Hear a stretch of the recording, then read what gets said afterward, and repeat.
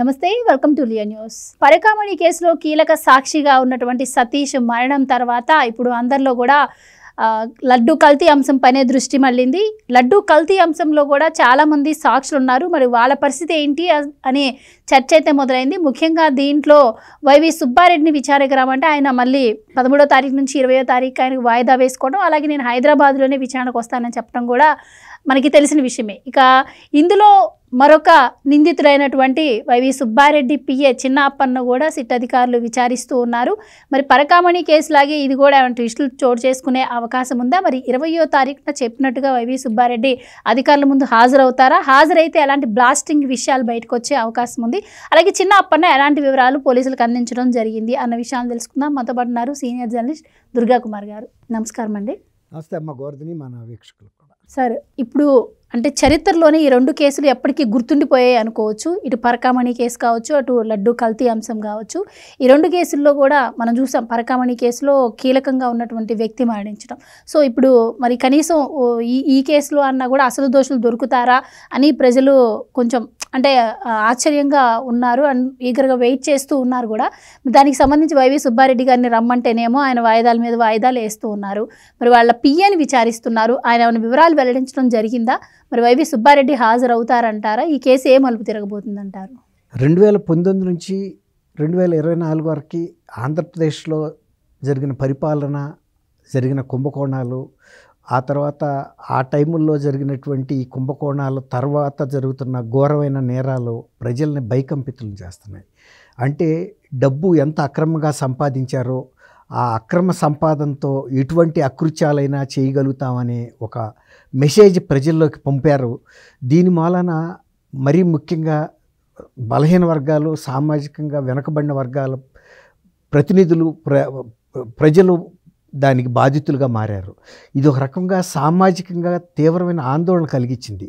మరీ ముఖ్యంగా సతీష్ కుమార్ అనుమానాస్పద మృతి కానీ అది ఆ సామాజిక వర్గాల్ని ఒక రకమైనటువంటి భయంలోకి నెట్టేసింది. అంటే రాజకీయంగాను ఆర్థికంగాను పలుకుబడినగలిగిన వ్యక్తులు చేసే ఇటువంటి హత్యలు జీవితకాలంలో అవి బయటికి రావు, వాళ్ళకి ముద్దాయిలకి శిక్షలు పడవు. ఇక ఇందులో మనం ఎంత మొత్తుకున్నా ఎవరు మన గోడు వినిపించుకోరు అనే పరిస్థితికి వచ్చింది. అటువంటి పరిస్థితుల్లోనే ఇప్పుడు మీరన్న కల్తీ నెయ్యి కేసు విషయంలో, అంటే కల్తీ కూడా కాదు, ఇది అపచారం, శ్రీవారి సేవల్లో జరిగిన ఒక అపచారం కల్తీ నెయ్యి అనేది. ఇది ఫస్ట్ చాలా తక్కువగా తీసేశారు. ఇదేమి లేదు, కేవలం చంద్రబాబు నాయుడు గారు దీన్ని ఒక అంశంగా తీసుకొచ్చి తను సృష్టించాడు అన్నట్టు చెప్పారు. దాని మీద జగన్మోహన్ రెడ్డి గారే ఆనాటి ముఖ్యమంత్రి వివరణ ఇస్తూ ఆయన పశువులు సరైన మేత తినపోతే ఆవులు ఇలాంటి ఫలితాలు వస్తాయి అని చెప్పి వివరణ ఇవ్వటం అనేది రైతులకి చాలామంది ఇవాళ కొత్తగా పాల పరిశ్రమ ఈయనతోనే రాలా జగన్మోహన్ రెడ్డి గారితో. ఆయనకి ఉల్లిగడ్డకి ఆలుగడ్డకి కూడా తేడా తెలియదు. తర్వాత అసలు పంటల మీద వాటి గిట్టుబాటు ధరల మీద అవగాహన లేదు. తర్వాత ఏ సందర్భాల్లో రైతుల్ని ఆదుకోవటానికి ఎటువంటి చర్యలు తీసుకోవాలనే దాని మీద అవగాహన లేదు. అట్లాగే ఇప్పుడు ఈ పాడి పశువుల గురించి ఆయన చెప్పిన థియరీ చూసి జనం బిత్తరపోయారు. పశువులంటే ఆవులు సరైన మేత తినకపోతే అట్లాంటి ఫలితాలు వస్తాయని ఆయన చెప్పిన తీరు చాలామంది రైతులు మామూలుగా సాధారణంగా, అంటే పెద్దగా విద్యా జ్ఞానం లేని రైతులు కూడా ఏం చెబుతున్నారంటే, ఒకవేళ కనుక పశువులు తక్కువ తింటే తక్కువ పాలిస్తాయి తప్ప ఇచ్చే పాలల్లో తేడా రాదని చెప్పారు. ఉత్పత్తి తగ్గొచ్చు, అసలు అయినా పశువులు పోషణ చేసే, ఆవులు పోషణ చేసే రైతులు మంచి మేత ఇస్తారు, మంచి ఉత్పత్తి తీసుకుంటారు తప్ప దానికి తక్కువ మేత ఎందుకు పెడతారు? అసలు అయినా ఇంకోటి ఏంటంటే, ఈ నెయ్యి అనేది ఒక గేదె నుంచో, ఒక ఆవు నుంచో, 2 ఆవుల నుంచో వచ్చింది కాదు. ఇవి కొన్ని వేల ఆవులు, లక్షల ఆవుల సమూహంతో పాలు సేకరించి దాంట్లో నుంచి చిలికి మదించి పంపించే నెయ్యి ఇది. ఏ ఒక్క ఆవుకో నిజంగానే ఆయన అన్నట్టు సరిగ్గా ఒంటో బాగోకో సరైన మేత వేయలేకపోతే ఒక పూట ఇట్లాంటి ఫలితం రాదు. అదే కనుక నిజంగా ఒక ఆవు నుంచే రోజు తీసుకొస్తుంటే ఆయన చెప్పింది మనం అర్థం చేసుకోవచ్చు, ఆ రైతుకి సరిగ్గా మేత వేసే శక్తి లేక ఇవ్వలేదని. ఈ అట్ట కాదే. తర్వాత అనేక రాష్ట్రాల నుంచి వచ్చింది, అనేక రాష్ట్రాల డైరీలు ఇన్వాల్వ్ అయినాయి ఇందులో. కాబట్టి ఆయన చెప్పింది తప్పించుకోవటానికి ఒక పునాదిలాగా ఆయన కూడా తను టోపీ ఈ కుంభకోణంలోకి ఇసిరాడు. కుంభకోణం ఉందనేది ఆయన మాటలు, ఆయన ఇచ్చినటువంటి ఎక్స్ప్లెనేషన్, దాని వివరణతోనే జరిగినట్టు రుజువు అయింది. ఇప్పుడు చిన్నప్పన్న అనే ఆయన యాక్చువల్గా అసలు అతను అప్పుడు ఆంధ్రప్రదేశ్ స్టేట్ గవర్నమెంట్కి లైజన్ ఆఫీసర్గా ఢిల్లీలో ఉన్నాడు. అప్పటి నుంచే అతను ఈ కల్తీ నెయ్యి వ్యవహారంలో కూడా తల దూర్చాడు. ఎలా దూర్చాడంటే అతను ఇక్కడ వచ్చి ఈ ప్రొక్యూర్మెంట్ ఆఫీసర్స్ దగ్గర ఈ డైరీ ఫామ్కి చెందినటువంటి అధికారుల నంబర్లు, వాటి అడ్రస్లు అవన్నీ తీసుకుని అక్కడి నుంచే కూడా ఈయన వర్కౌట్ చేయటం మొదలుపెట్టాడు. ఈయన అసలు యాక్చువల్గా 5 సంవత్సరాల పాటు ఢిల్లీలో లైజన్ ఆఫీసర్గా ఉంటే ఆయనకు వచ్చే బత్యాలు కానీ జీతం కానీ మొత్తం ఒక 65 లక్షలు మాత్రమే ఆయన అకౌంట్లో పడాలి ప్రభుత్వం నుంచి. కానీ 6 కోట్లకు మించిన అకౌంట్లో డబ్బులు రిఫ్లెక్ట్ అవుతున్నాయి. అంటే ఎక్కడి నుంచి వచ్చినాయి అని అడిగితే ఆయన సరైన సమాధానం చెప్పలేకపోయాడు. అసలు యాక్చువల్గా నువ్వు శ్రీకాకుళం జిల్లాకు చెందిన వ్యక్తివి కదా, నువ్వు వైవి సుబ్బారెడ్డి గారికి నీకు ఎక్కడ కనెక్షన్ కుదిరిందని అడిగారు వాళ్ళు. అంటే సహజంగా ప్రకాశం జిల్లాకు చెందిన సుబ్బారెడ్డి గారు ప్రకాశం జిల్లా వ్యక్తి పరిచయం ఉండటం, లేకపోతే ఆ ప్రకాశం జిల్లాలో ఎవరన్నా రికమెండ్ చేస్తే, సిఫారసు చేస్తే ఆయన కొలువులోకి తీసుకోవటం పెద్ద విషయం కాదు పిఏగా. కానీ ఇది అంతకు మించిన రిలేషన్ ఉంది. అంటే ఇతనిలో ఒక స్పెషల్ టాలెంట్ ఉంది అప్పన్నలో. ఆ టాలెంటే సుబ్బారెడ్డి గారిని ఆకర్షించిందని చెప్పాలి. ఎందుకంటే ఇలా చిలికే, ఇప్పుడు వేలు మడత పెట్టకపోతే వెన్నపూస రాదంటారు. ఇప్పుడు పాడి రైతులు పాడి చిలికినప్పుడు పెరుగుని వెన్న తీయాలంటే ఇట్లా వేలు మడత పెట్టాలి, అంతేగాని ఇట్లా చేయి పెడితే వెన్న చేతికి అతుక్కోదు. అంటే వెన్న తీయటానికి ఒక ఆర్ట్, ఇట్లా చేతులు మడత పెట్టి వెన్నని ఒక పక్కకి తీసుకురావాలి. ఆ ఆర్ట్ చిన్నప్పన్నలో ఉందని గుర్తించబట్టే ఆయన జారదీశాడు. ఒక అధికారి ఈయన్ని పరిచయం చేశాడని చెప్పారు. అతను చెప్పింది ఢిల్లీలో లైజన్ నువ్వు ఏం చేసేవాడు అంటే ఇక్కడ నుంచి వచ్చిన అధికారులకి లేకపోతే అనధికారులకి అక్కడ బస ఏర్పాట్లు చూడటం, వాళ్ళకి ఢిల్లీలో తిరగటానికి కావాల్సిన ఏర్పాట్లు, వాళ్ళ మంచి చెడులు చూసుకుంటా అని చెప్పాడు.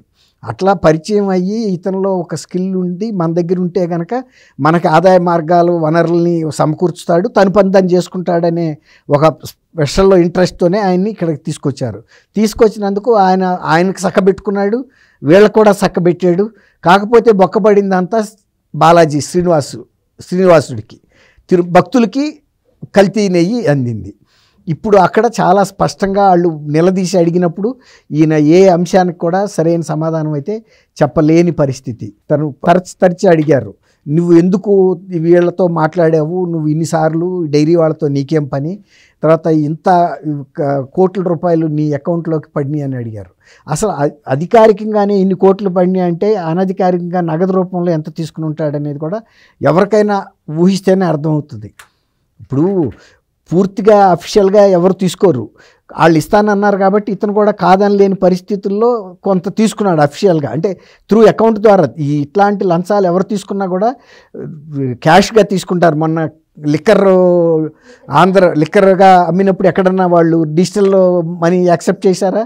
చేయలే, కేవలం నగదే తీసుకున్నారు. అంత పెద్ద వ్యవస్థలోనే అంత తీసుకున్నప్పుడు ఇతను ఒక అధికారి అయ్యుండి అందులోనూ ఇతను దాంట్లో అంత అకౌంట్లో పడితే అతను ఏమనుకున్నాడంటే 30 ఏళ్ల పాటు అసలు ఈ ప్రభుత్వాలు మారవు, ఈ సుబ్బారెడ్డి గారి ఇన్ఫ్లుయెన్స్ నాకు పనిచేస్తుంది, ఆయన కాసుకుంటాడు, ఎన్ని తీసుకుంటే మాత్రం ఎన్ని అకౌంట్లోకి వచ్చి ఎవడు చూస్తాడు అనుకున్నాడు. అంతే, నా అకౌంట్కి పోలీసులకి ఏం సంబంధం, ప్రైవేట్గా ఉంటుంది, నేను సుబ్బారెడ్డి గారి రెక్కల కింద ఉంటాను అనుకున్నాడు. కానీ సుబ్బారెడ్డి గారి రెక్కలు కూడా తెగుతాయని ఆయనకి తెలియని పరిస్థితి. ఇప్పుడు సుబ్బారెడ్డి గారే నా తిరుపతి రమ్మంటే తిరుపతికి అంతకుముందు ఎంత స్పీడ్గా వెళ్ళేవాడు, సుప్రీంకోర్టు దాకా వెళ్ళి సిబిఐ ఎంక్వైరీ కావాలని అడిగాడు. అది కూడా నేను టీటీడీ మాజీ చైర్మన్ అని చెప్పలే, అక్కడ ఒక లేమ్యాన్ లాగా వెళ్ళాడు.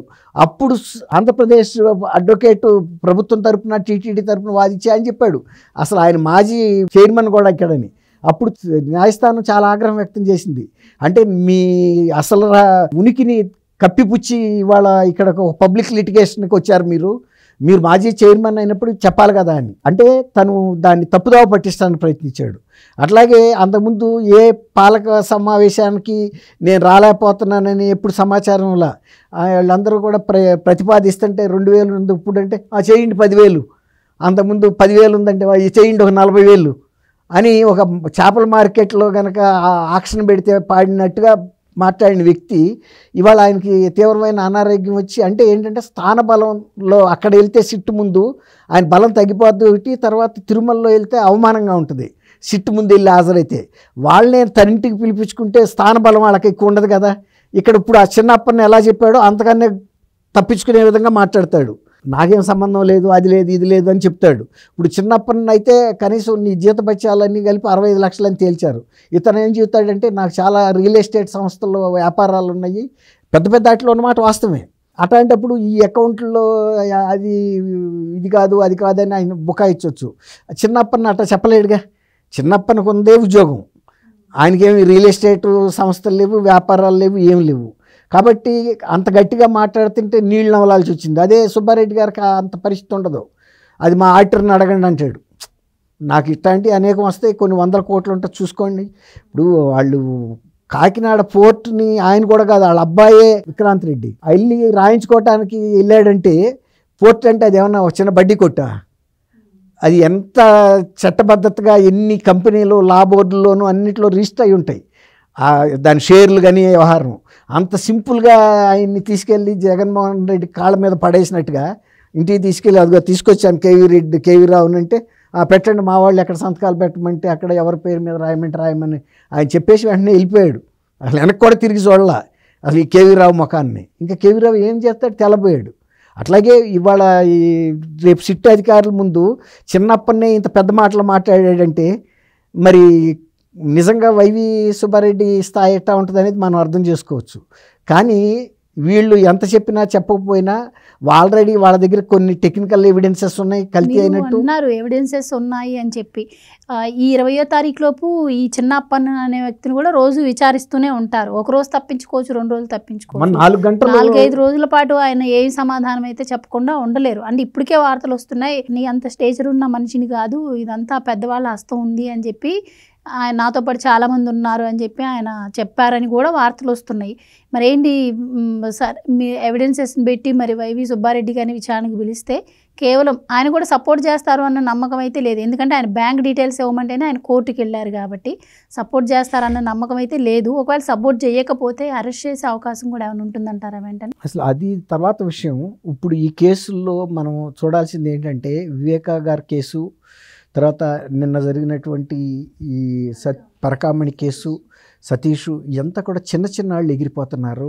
ఇందులో ఇప్పుడు చిన్నప్పన్న పరిస్థితి కూడా ఆయన పేరులోనే చిన్నప్పన్న ఉంది. ఇప్పుడు చిన్నవాళ్ళ పరిస్థితి గడ్డు, వీళ్ళ జీవితాలతో ఆడుకుంటున్నారు వాళ్ళు. ఇప్పుడు కీలకంగా మారిన తర్వాత దశలో ఆ వ్యక్తిని కనుక లేపేస్తే చాలా ఎవిడెన్సెస్ లేక చెప్పడానికి మనిషి ఉండరు. అసలు నిజం చెప్పాలంటే లిక్కర్ స్కామ్లో కూడా అంతే కదా సార్, పెద్ద వాళ్ళందరూ చిన్న వాళ్ళందరూ అరెస్ట్ అవుతున్నారు. అవును, చిన్నాళ్ళే అవుతున్నారు. అది సేమ్ ఇప్పుడు లిక్కర్ స్కామ్ కూడా ఇదే పరిస్థితి. కాకపోతే డబ్బులు ఉన్న వాళ్ళు తప్పించుకోవడానికి అవకాశం ఉంది.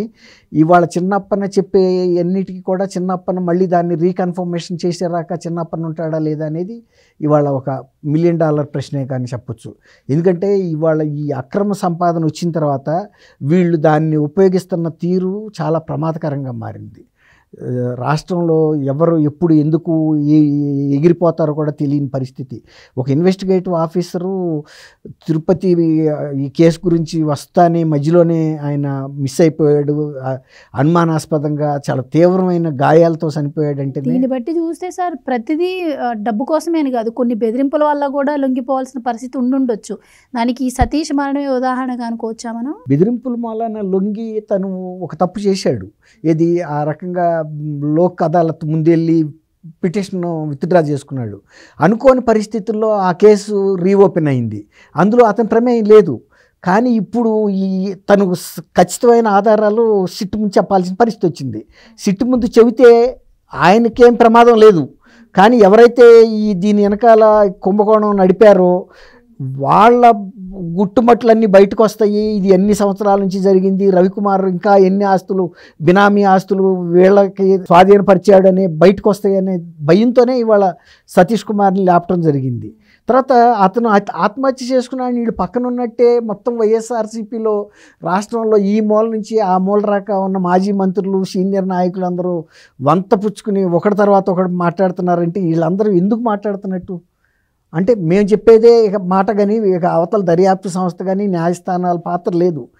ఇప్పుడు వివేకా గారి కేసును కూడా జగన్మోహన్ రెడ్డి గారే స్వయంగా ఇది ఫలానా వాళ్ళు చంపారని వేరే వాళ్ళ పేర్లు వాళ్ళ పత్రికల్లోనూ టీవీల్లోనూ మోత మోగిచ్చేశారు. కానీ ఇవాళ సిబిఐ విచారణ ఛార్జ్షీట్లో జగన్మోహన్ రెడ్డి గారు చెప్పిన పేరు ఒక్కటి లేదు. మామూలుగా ఇది మనుషులకు జరిగిన అన్యాయం కూడా కాదు సార్, అంటే సృష్టించినటువంటి దేవుడికే జరిగినటువంటి అన్యాయం ఇది. నిజంగా చెప్పాలంటే మిగతా కేసుల్లో కంటే ఈ 2 కేసులు ఇప్పుడు చూస్తుంటే చాలా స్పీడ్గానే ముందుకెళ్తున్నాయి.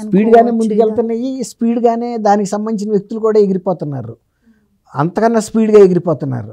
ఇప్పుడు దేవుడు అనే మనసులో ఒక పవిత్రత ఉండాలి, కానీ క్రిమినల్స్కి దేవుడికి ఏంటి సంబంధం? క్రిమినల్స్ ఇప్పుడు భక్తి భయం ఉండాడికి దేవుడు అంటే భయం లేనాడికి దేవుడి సొమ్మే కదా వాళ్ళు దోసుకుంది. రవికుమార్ దోసుకున్నది, ఆ దోసుకున్న ఆడి దగ్గర పంచుకున్నది కూడా దేవుడి సొమ్మని వాళ్ళకి తెలియదా? వాళ్ళకి అంత విఘ్నత లేదా? రాజ్యాంగం తెలియదా? చట్టాలు తెలియదా? ఆధ్యాత్మిక విషయాలు తెలియదా? వాళ్ళు బ్రహ్మాండమైన మాటలు మాట్లాడతారు.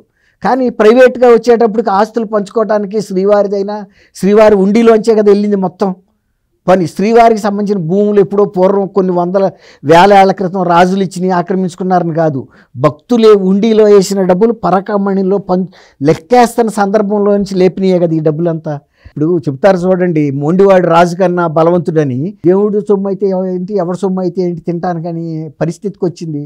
కల్తీ నెయ్యి శ్రీవారి డబ్బు కదా, అదేమో పరకామణిలోంచి ప్రత్యక్షంగా తీసుకున్నారు, ఇది పరోక్షంగా తీసుకున్నారు. ఒకటి పై జేబులోంచి తీస్తే ఒకటి పక్క జేబులోంచి తీశారు.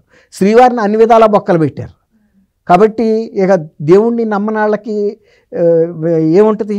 ఇప్పుడు వాళ్ళ కొలిసే దేవుడు నమ్మే దేవుడు వేరే ఉండొచ్చు. కాబట్టి నామమాత్రంగా ఈ పోస్ట్ ఇచ్చారు కాబట్టి దీన్ని ఆర్థికంగా ఉపయోగించుకోవడానికి నువ్వు ఒక అందుకు ఇచ్చావంటే నేను ఒక అందుకు తీసుకున్నాను అన్నట్టుగా జరిగింది. Right sir, thank you so much. Thank you అమ్మ గోవర్ధని, మన వీక్షకులకు. Please subscribe to Leo News for more videos.